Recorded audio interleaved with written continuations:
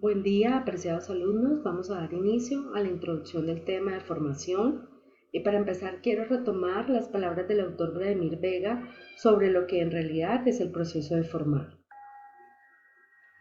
Un país desarrollado, o que aspire a serlo, tiene que plantearse el objetivo de que todos sus miembros estén preparados para ejecutar determinado papel, entre las múltiples funciones que se llevan a cabo en el seno de la sociedad. Aquel país en el que todos sus ciudadanos ejecutan sus labores a un nivel de excelencia es una nación preparada y puede ocupar un lugar de vanguardia en el concierto universal de los estados. Una sociedad está preparada cuando todos o la mayoría de sus ciudadanos lo están.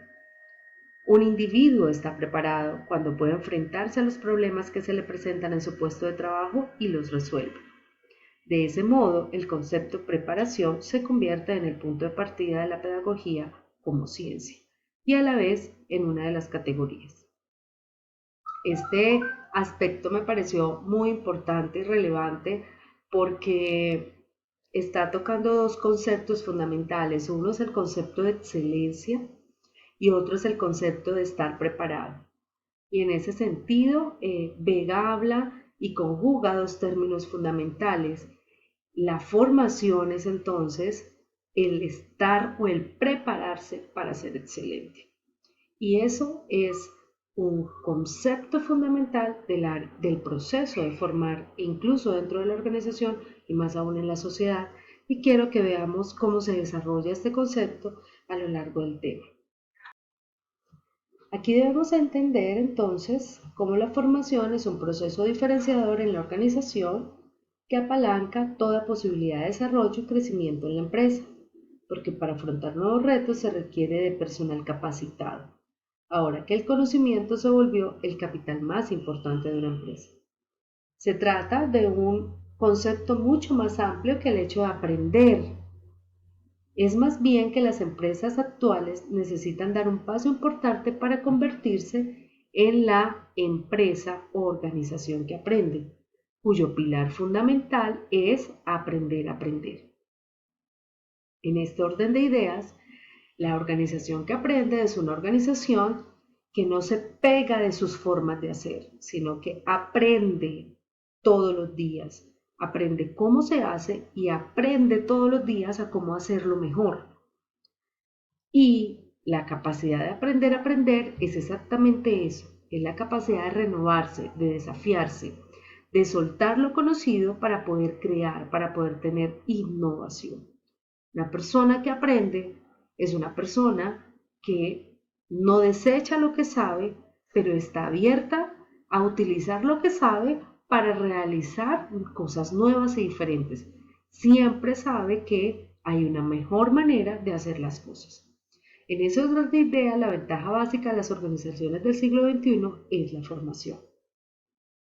En este sentido más individual, la formación prepara al hombre en todas sus esferas, es decir, en el saber saber, y aquí estamos hablando del conocimiento, de la teoría, en el saber hacer, y aquí entonces nos vamos hacia las habilidades, las destrezas, la ejecución, en el saber estar, y aquí estamos hablando de la capacidad, de la competencia, de la forma como se usa lo que se sabe y lo que podemos y sabemos hacer, aquello en lo que nos volvemos expertos. Y en el saber ser, que es su personalidad, el sujeto en su comportamiento y la forma como la capacitación y la formación lo permean para que se relacione de manera más constructiva con el entorno. Significa que el acto de formar es también el acto de transformar al hombre y enseñarle a vivir. En ese sentido, la formación de las personas debe ser continua, porque la capacidad de aprender en el hombre nunca se pierde, se cobra incluso más valor. Entonces el concepto de aprender a aprender, porque significa que las personas debemos mantener una mente abierta al conocimiento, al desarrollo de habilidades, al ser cada vez más competente en más cosas y en más contextos, porque los seres humanos nunca somos producto terminado, sino que somos producto, somos un seres que estamos en permanente evolución y que todo el tiempo podemos ser mejores. En este sentido, se entienden en la organización varios tipos de formación.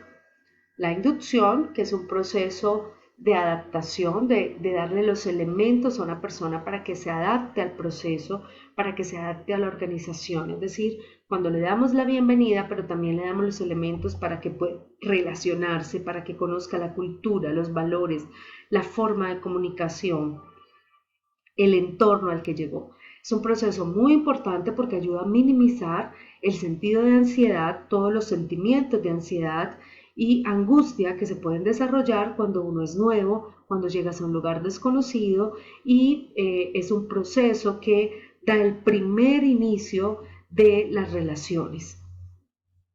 El entrenamiento es, en cambio, los elementos para adaptarse al cargo.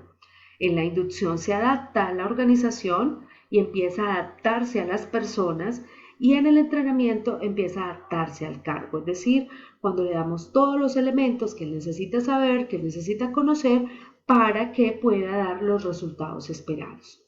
Aquí le mostramos las formas, los métodos de hacer, los procedimientos, los informes, los formatos, los sistemas, para que él pueda, conociendo todo esto, alcanzar las metas propuestas rápidamente. En la capacitación también estamos dando más elementos para que el desempeño de la persona sea mucho mejor. Sin embargo, en esta capacitación podemos ver tres tópicos fundamentales. Lo técnico, y aquí estamos hablando de toda aquella capacitación que ayuda e incrementa la competencia, la habilidad, la destreza. Entonces, para hacerlo más ejemplificado, tenemos una recepcionista que sabe hacer muy bien su cargo. Para su cargo no necesita saber inglés o otro idioma, pero la empresa está pensando en expandirse, en crecer y empezamos a enseñarle inglés, empezamos a enseñarle francés, empezamos a enseñarle sistemas diferentes porque la estamos preparando para que afronte los desafíos de manera mucho más productiva en el futuro. Eso tiene que ver con la capacitación técnica, ¿sí? No se necesita para la ejecución del cargo, pero se necesita para la proyección. Ahora tenemos las técnicas de desarrollo de competencias y aquí estamos dando más elementos para que se fortalezcan las competencias, para que la persona sea más capaz, para que se vuelva más experto. Y normalmente aquí se utilizan técnicas como el mentoring o el coaching, que estas tipos de capacitaciones tienen que ver más con actividades vivenciales, participar en grupos, participar en proyectos nuevos, estar cerca de una persona experta para que nos vaya enseñando, y aquí podemos ver un poco el concepto de Vygotsky de la zona de aprendizaje próximo. Y está el desarrollo del ser, que ahí donde vamos a trabajar de manera contundente el tema de los valores, los principios, toda estos permeabilizar esa personalidad para que este sujeto se adapte muy bien a la organización y sea un referente positivo no solo dentro de la organización, sino por fuera de ella. En este orden de ideas tenemos que hablar del concepto de competencia.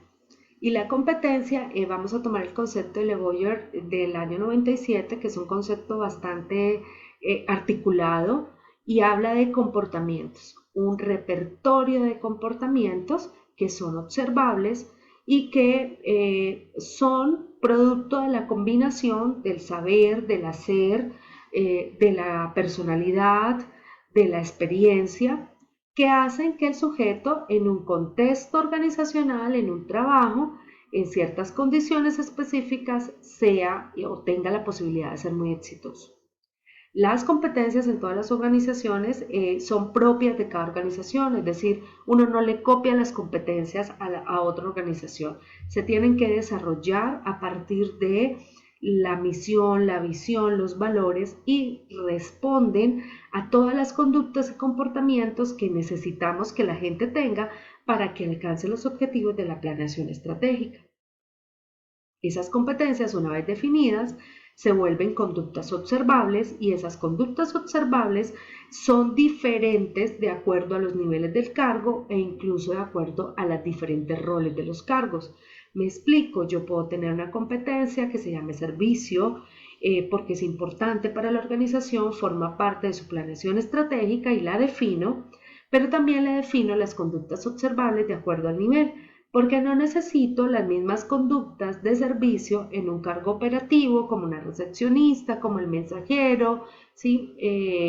Como un cobrador, a las competencias de servicio o las conductas de servicio que necesito en el jefe de servicio al cliente o en el gerente de la compañía o en el vicepresidente de desarrollo de productos.